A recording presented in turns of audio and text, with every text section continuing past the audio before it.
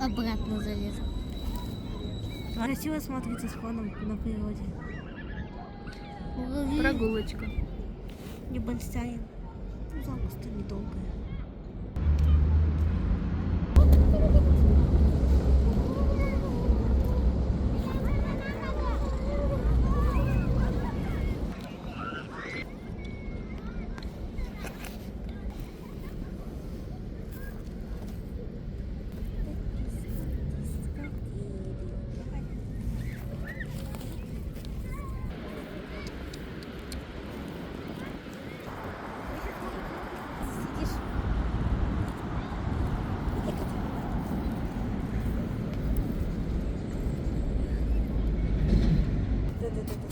Там парапет приземлился.